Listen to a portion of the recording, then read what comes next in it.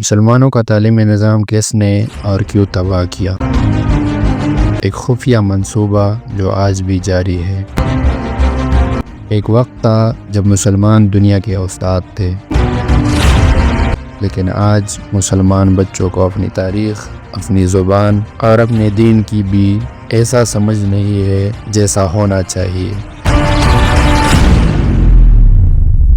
یہ سب ایک دن میں نہیں ہوا، یہ ایک سوچی سمجھی سازش تھی جو کئی صدیوں پر محیط ہے۔ آج کی ویڈیو میں ہم جانیں گے مسلمانوں کا تعلیمی نظام کیسے، کب اور کیوں تباہ کیا گیا، اور کس نے اس تباہی کو انجام تک پہنچا دیا۔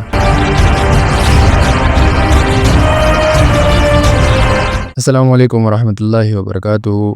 وہ زمانہ جب مسلمان دنیا کے استاد تھے۔ آپ جانتے ہیں جب یورپ اندھیروں میں ڈوبا ہوا تھا، مسلمان دنیا کو طب، ریاضی، فلکیات، فلسفہ اور ادب سکھا رہے تھے۔ قرطبہ، بغداد، دمشق، سمرقند یہ صرف شہر نہیں تھے بلکہ علم کے قلعے تھے۔ اس دور میں عیسائی طلباء بھی مسلم یونیورسٹیوں میں داخلہ لیتے تھے۔ یہ تعلیم صرف کتابی نہیں تھی بلکہ کردار، دین، عقل اور روح کا مجموعہ تھا۔ یہ وہی تعلیم تھی جس نے غلاموں کو بادشاہ بنایا۔ سن 1258 عیسوی جب ہلاکو خان نے بغداد پر حملہ کیا، صرف لوگوں کو نہیں بلکہ کتابوں، مدرسوں اور لائبریریوں کو جلا دیا گیا۔ لاکھوں کتابیں دریائے دجلہ میں پھینکی گئی۔ پانی سیاہ ہو گیا کیونکہ وہ سیاہی تھی مسلمانوں کے علم کی۔ یہ صرف ایک جنگ نہیں تھی، یہ تھا علم کو مٹانے کا آغاز۔ یہ پہلا قدم تھا مسلمانوں کو لا علم اور کمزور بنانے کے سفر میں۔ وقت گزرتا گیا اور دشمنوں نے سمجھا کہ مسلمانوں کو ختم کرنا ہے تو تلوار سے نہیں بلکہ قلم اور نصاب سے ختم کرو۔ یورپ نے صلیبی جنگوں کے بعد مشینری اسکولز قائم کی جہاں بچوں کو مسلمان ناموں کے ساتھ غلامی کا دین دیا جاتا تھا۔ لارڈ میکالے نے 1835 میں کہا، ہم ایسا طبقہ پیدا کریں گے جو شکل سے تو ہندوستانی ہوگا مگر سوچ، مزاج اور ذہن سے مکمل انگریز۔ اور لارڈ میکالے کا قول آج 100% اگر درست نہیں تو 80% تو ہم میں موجود ہے۔ اس کے بعد مسلمانوں کے اپنے تعلیمی ادارے بند یا بدنام کیے گئے اور انگریزی تعلیم کو ترقی کا معیار بنا دیا گیا۔ خلافت عثمانیہ کا خاتمہ 1924۔ جب خلافت عثمانیہ ختم ہوئی تو مسلمانوں کا بچا کچا نظام تعلیم بھی ٹوٹ گیا۔ ترکی میں قرآن کی تعلیم پر پابندیاں لگی، مدارس بند، دینی درسگاہیں مفلوج ہو گئے۔ عرب دنیا میں تعلیم کو سیکولر بنا دیا گیا، جہاں اسلام اور جدید علوم میں دیوار کھڑی کر دی گئی۔ ہندوستان میں دینی مدرسے الگ اور دنیاوی اسکول الگ کر دی گئی۔ یہ تقسیم مسلمانوں کو ذہنی طور پر توڑنے کے لیے کی گئی، کیونکہ جب مسلمانوں کا تعلیمی نظام عروج پر تھا تو دنیاوی اور دینوی تعلیم دونوں کو ایک ہی مدرسے کے اندر ملتا تھا، اور جب ایک طالب علم اس مدرسے سے فارغ ہوتا تھا تو وہ دنیاوی اور دینوی تعلیم دونوں سے مالا مال ہوتا تھا، یعنی دونوں سے واقفیت رکھتا تھا۔ پھر ایک نیا کھیل شروع ہوا۔ مسلمانوں کو کہا گیا کہ اگر ترقی کرنی ہے تو اپنی زبان، تاریخ اور دین کو چھوڑو، انگریزی بولنا سیکھو، مغربی نصاب پڑھو، تب جا کے تم کامیاب بنو گے۔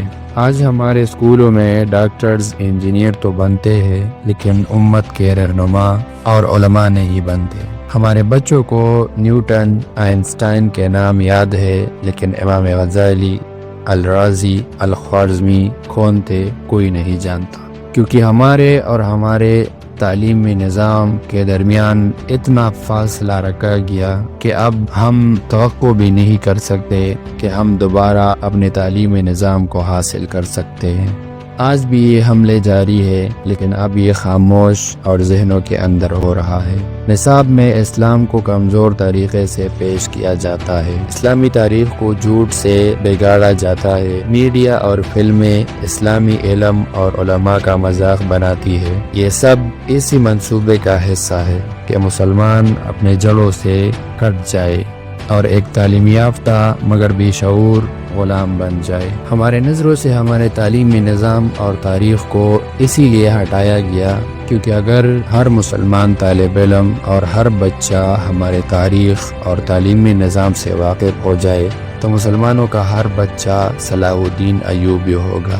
کیا کوئی امید اب بھی باقی ہے کہ ہم اپنے تعلیمی نظام پر دوبارہ قبضہ پا سکتے ہیں؟ تو جی ہاں، آج بھی وقت ہے، ہمیں اپنے اصل نظام تعلیم کی طرف لوٹنا ہوگا۔ وہ تعلیم جو صرف نوکری نہیں، کردار بناتی ہے۔ وہ نظام جو قرآن، سائنس، اخلاق اور عقل کو جوڑتا تھا۔ وہ استاد جو علم سے زیادہ روشنی اور فکر دیتا تھا۔ ہمیں اپنے بچوں کو غلامی سے نکال کر قیادت کی طرف لانا ہے، ورنہ ہم صرف ڈگریوں کے کاغذ کے ساتھ روح کے بغیر انسان بن کر رہ جائیں گے۔ ہمارے تعلیمی نظام کو برباد کرنے میں اگر 50% حصہ مسلمانوں کا نہیں ہے تو 20% حصہ تو لازمی ہے، کیونکہ علم کبھی دشمنوں نے چھینا نہیں، ہم نے خود بھی چھوڑا ہے۔ پھر وہ دشمن آ گئے جنہوں نے ہمیں ہمارا ہی ماضی بلا دیا۔ آج فیصلہ ہمارا ہے، کیا ہم صرف نوکریوں کے پیچھے بھاگتے رہیں گے یا وہ علم تلاش کریں گے جو ہمیں پھر سے دنیا کی رہنمائی کے قابل بنائے؟